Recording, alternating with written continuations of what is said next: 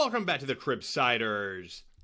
This is one of our one of our Medscape video recap summaries of one of our most recent episodes from the podcast. For those of you who don't know who we are the Pediatric Medicine Podcast. We interview leading experts in the fields to bring you clinical pearls, practice-changing knowledge, and answer lingering questions about core topics in pediatric medicine. Beautiful. And today, what topic are we talking about, Chris? So we're here to talk about pediatric gastroesophageal reflux disease. It's one of our recent podcasts that we recorded at the AAP Experience National Conference and Exhibition. There we were able to speak one-on-one with Dr. Carlo DiLorenzo from OSU and Nationwide Children's Hospital here in Columbus, Ohio. And, whenever we talk about reflux, we talk about GERD, we talk about GER without the D, we're calling it reflux. Help us out. What's the actual nomenclature that we should be using when we're talking about this? Right. So when we talk about reflux, often we're talking about gastroesophageal reflux.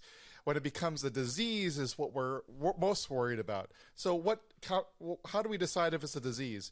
Well, it's sort of really difficult, but we're really looking at the symptomatology that the child or patient has. So if it's bothersome. And so what does bothersome mean? That's basically if it's worse than their baseline. So yeah, it may be difficult to know if a child is crying more than the normal, but that's sort of what we start off with. If they're crying a lot, if they're being irritable, then we start thinking, all right, this is a disease that has to be treated. Just regular spit up, whereas regular reflux, we don't really consider a disease, and it doesn't normally irritate kids. It may irritate a patient, but not a child.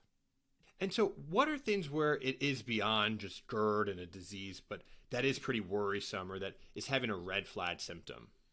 Right. So when you're thinking about other things outside GERD, if a child is vomiting blood, having coffee ground emesis, or if symptom onset is after a couple of months when the child has been normal before, or they're having these types of symptoms that are persisting for more than 12 months, these are times when maybe you should start thinking about referring to pediatric GI early. Got it. And so how about when we have a patient where we're suspecting GER with a D, if the kid's not gaining a lot of weight or if they seem pretty irritable and colicky, what are we starting to think about in treating GERD?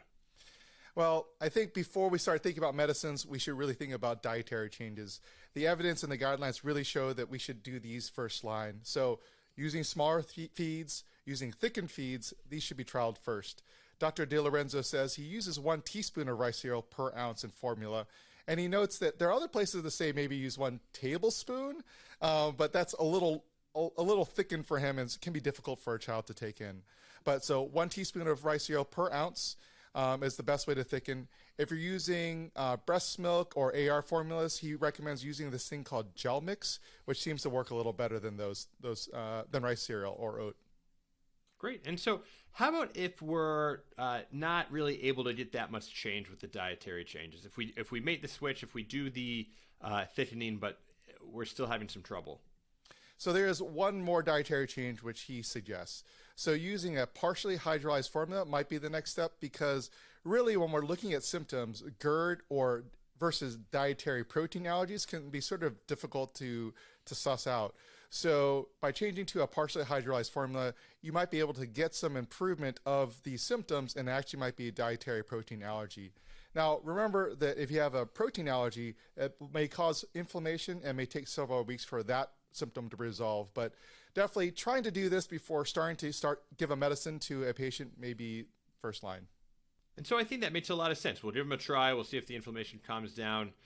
Let's say that we're ready to pull the trigger and we do want to consider some acid suppression and we want to go to the medication. What should we be reaching for? Yeah, so after you've done all these changes, you're still having issues, really you might actually start thinking about sending to a pediatric gastroenterologist early. Probably depends on where you're located.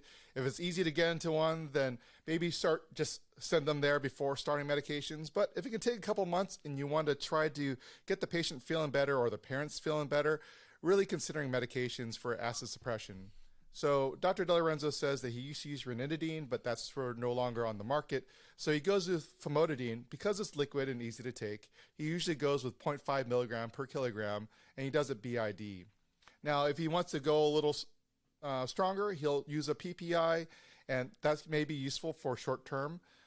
Especially in GERD, it's only dosed once a day, and he usually doses about 30 to 60 minutes prior to a meal. Great. So it sounds like we have a pretty good linear progression. What are the big take-home points from this episode? I forgot to say this earlier, but when we're thinking about referring to pediatric gastroenterologists, you can think about it back when you're maybe starting medicines. But if you've already started medications, if a patient hasn't improved at 12 months of life, that's one place you can send. Or like I discussed before, if they have some sort of late onset. What a pediatric gastroenterologist may do is they may go through and get a scope, the EGD, or do pH impedance testing, and then maybe do evaluation if there are other reasons to do treatments like Nissen fundoplication. So in the end, our take-home points are basically GERD with a D is really based on discomfort of the child. If you feel like they have disease, trying small feeds and thickened feeds would be your first line. Consider going to partially hydrolyzed formulas before starting medications, as protein allergy may be high on that differential. And just remember, just because a child's spitting up doesn't necessarily mean they're having a disease. Probably should just be teaching the parents about reasonable expectations. Great. These are all a lot of pearls. And so thank you for joining us for another Medscape video recap of the Cribsiders Pediatric Podcast. If you want to listen to the full episode or check out some of our other episodes, you can download us at any podcast player or check us out at the website, www.thecribsiders.com. Thanks for joining. See you guys.